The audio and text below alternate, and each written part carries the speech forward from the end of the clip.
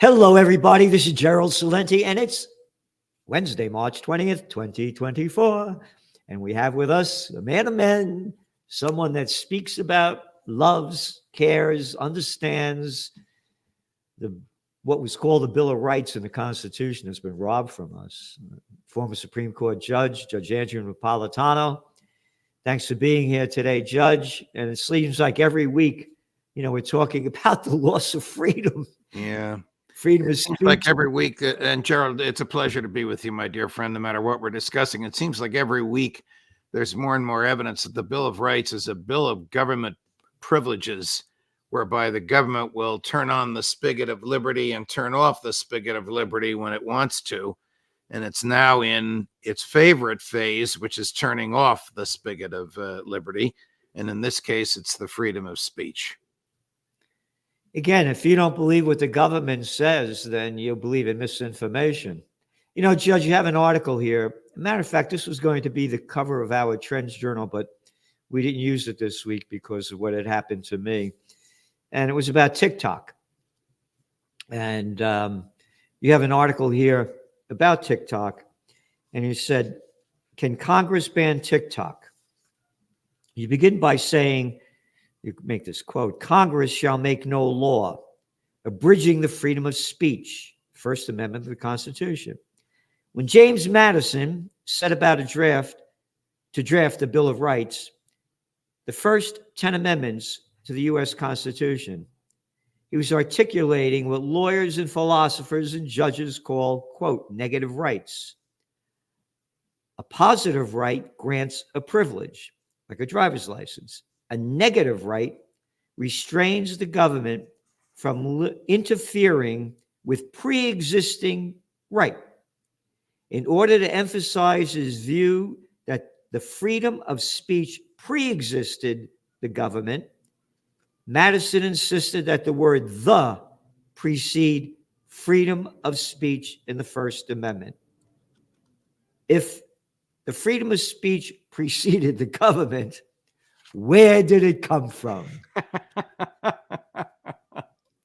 I loved asking that to law students when I was teaching constitutional law, and some would say a consensus of the community, and some would say tradition, which is actually what's taught in many law schools, because they are hard left and they reject the idea that our rights come from our humanity. You don't have to believe in God the Father to accept this. You can recognize that human beings are the highest rational beings on the planet, and we, by our exercise of reason, can discern right from wrong and good from evil. In order to exercise that reason, we have to exercise our free will, and in order to exercise our free will, we have to have the freedom to think as we wish, to say what we think, to read what we want, to publish what we say. It is the third of those that the government is attacking, read what we want, by preventing us from reading and communicating with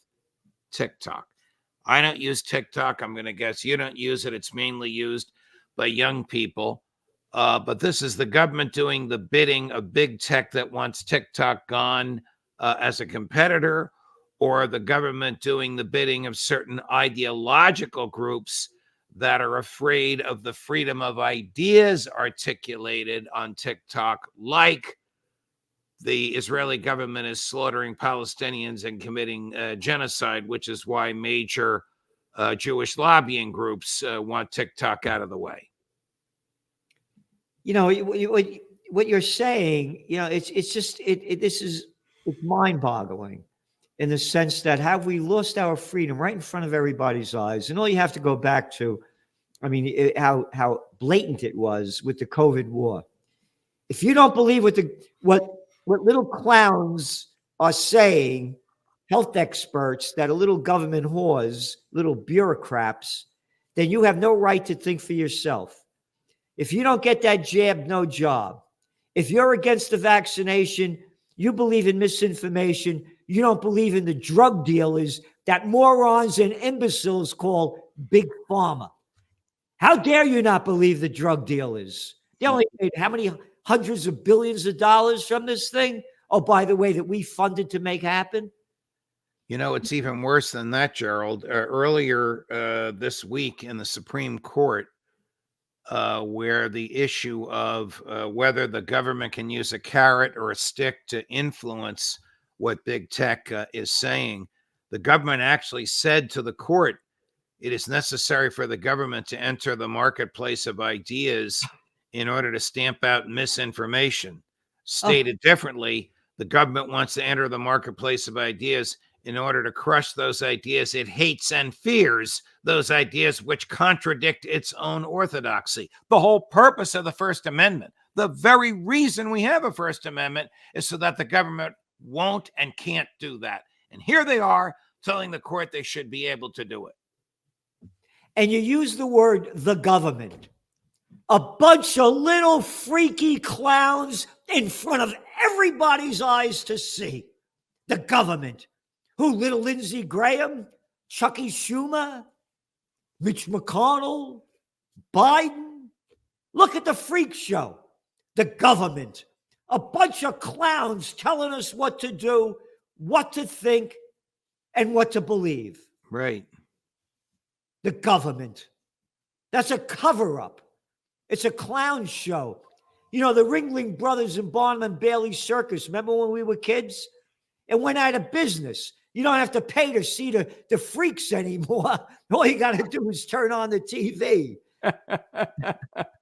Turn on C-SPAN to see the freak show. Yeah, there you go. You know, you have to have a sense of humor in order to get through the day, but there's nothing humorous about the government suppressing speech or attempting to do indirectly what it can't do directly.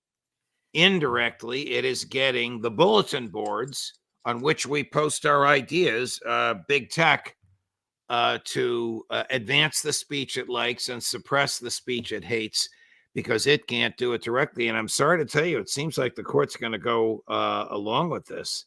Oh. Chief Justice Roberts and Justice Kavanaugh gave every indication that they're going to go along with the three liberal members of the court and permit the government to get away with this. This actually started in the Trump administration. I don't know if he personally knew about it, but it's got carried away in the Biden administration.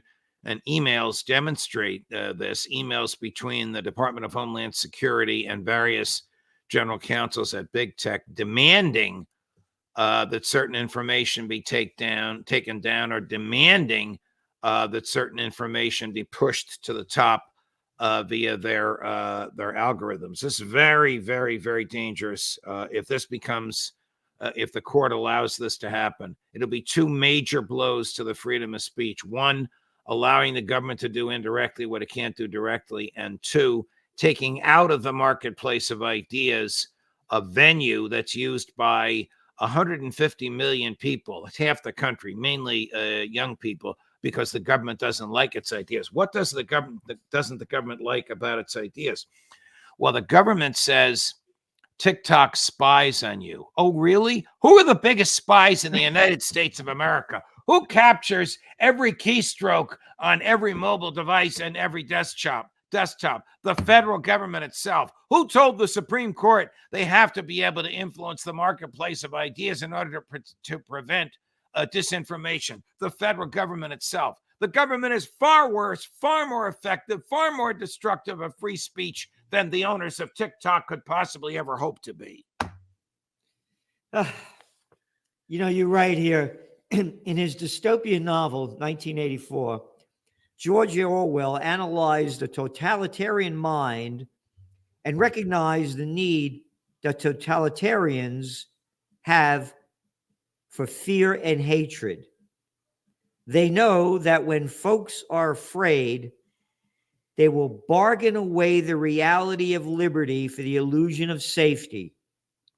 Without fear and hatred, totalitarians have fewer tools for control over the population. This is so important. It is so true that when the government sells fear, the people follow, and you need no other proof than a little boy of nothing, a little daddy's boy born on third base, thought he hit a home run, a little jerk, George W. Bush, selling the fear after 9/11. We got to stop them. We got to go invade Afghanistan. We got to get Osama bin Laden dead or alive. 88% of the people swallowed the crap spewing out of the mouth of that little jerk. Fear. Fear gets the people like that, Judge. You nailed it perfectly when you're writing here. And by the way, everybody, what the judge is doing with his podcast, Judging Freedom, there's nothing like it. I told all our writers and staff yesterday to watch the one you just did with what's Sachs, about what's going on in Israel. And this is a Jewish guy, by the way, Sachs. Jeffrey Sachs, professor at Columbia University, called the government of Israel a criminal gang, and he's 100% correct. But his description of the fanaticism is breathtaking and terrifying. And Joe Biden, no matter what he says about Netanyahu, no matter what he says about Chuck Schumer, and Chuck Schumer, no matter what he says, I'll pay attention to what they do. They're still sending 3 cargo planes a week of ammunition and other destructive devices to Israel. The United States is funding genocide. Yep. And our money. Genocide Joe has authorized all this. He can have all the pissing contests he wants with Bibi Netanyahu. He's not going to pull back from authorizing all the slaughter. Nope. No, he totally supports it. He calls himself a Zionist. Hey, you know what they say? Moses came down with 10 commandments. What was one of the ones? Thou shalt not kill. Yes. Well, maybe he dropped that one. Maybe he only came down with 9. You know, again, the genocide, Joe, is perfectly clear. And this Schumer thing, as we wrote in the Trends Journal, total meant nothing. It's just making it pretend that the United States is against this. And as you point out, we keep sending weapons to kill and to slaughter these people in front of everybody's eyes. Genocide by the definition, if anybody reads the definition of genocide. And there again, that little clown boy Sullivan, these little jerks of the government said it would be a mistake if Netanyahu attacks Rafah. A mistake? How about saying, how dare you do this? Oh, no, it would be a mistake. So the Israeli military forced the Palestinians who survived out of northern Gaza into Rafah. Yep. They're now there living cheek by jowl. According to Professor Sachs, a few 100,000 of them are in stage 5 starvation. That's a few days from death, stage 5, because the Israelis have destroyed hospitals, destroyed schools, destroyed infrastructure, destroyed water, won't allow food and won't allow medicine in. And now they're going to attack this tightly cheek by jowled area because they're killers. Because they claim they're looking for killers among them, and they're willing to slaughter innocents in order to do so. They claim some ancient biblical right to slaughter innocents. Yep. Yeah, we wrote about this guy saying this rabbi, one after another. It's in your Trends Journal. And also in the Trends Journal this week, we said what a fraud it was with the facts of Schumer. Because you look at Schumer's quotes in supporting Israel. Oh, I mean, this is a lot of crap. Is he, by the way, is he dual citizenship? I don't know. Yeah, I wonder if he is, because a number of them are. And by the way, what you said about the chief negotiator for the United States, the chief mediator for the United States, Amos Hochstein, was born in Israel and fought for the IDF, came here and got American citizenship. So he is a dual citizen. Gee, I wonder what side he's on when he mediates these negotiations between Hamas and Qatar and Egypt and Well, Israel. yeah. Amos. How about Amos and Andy? You know, what you mentioned over here about TikTok. This is important, and most people don't know this. We've written this in detail in this week's Trends Journal about TikTok that no one's talking about. And you can't call me an anti-Semite when I say this, because it comes from the Times of Israel. All you little freaks out there that hate the truth. And by the way, the people running Israel are not Semites. The Eastern European Khazars, Ashkenazi Jews. Semites are Palestinians from the Mesopotamia region. But going on, major U.S. Jewish group backs bipartisan bill that could see TikTok banned. Times of Israel. The Jewish Federation of North America, representing hundreds of organized Jewish communities, said its support for the bill is rooted in concerns about anti-Semitism on the platform. Anti-Semitism is condemning genocide. That's anti-Semitism today. The Jewish Federation and the Anti-Defamation League have accused TikTok of allowing anti-Semitism and anti-Israeli sentiment to run rampant. So if you condemn Israel's open slaughter, destruction of schools, universities, hospitals, mosques, homes, that is anti-Semitism. So to these people, Jeffrey Sachs, born, raised, and practicing Upper West Side Manhattan Jewish professor at Columbia University, is an anti-Semite because he has the temerity to challenge this slaughter from a moral and a legal perspective, according to these people. Quote, the single most important issue to our Jewish community today is a dramatic rise in anti-Semitism, end quote, JFNA wrote in the official letter to Congress. Our community understands that social media is a major driver of the drive in anti-Semitism, and that TikTok is the worst offender by far, end quote. So End quote. Stated differently, they want the government to suppress speech because of its content, something the First Amendment was written absolutely to prohibit. Would you say that again, what you just said? This group of Israeli lobbyists wants the federal government to suppress speech because of its content, something that the First Amendment was written expressly to prohibit the government from doing, without exception.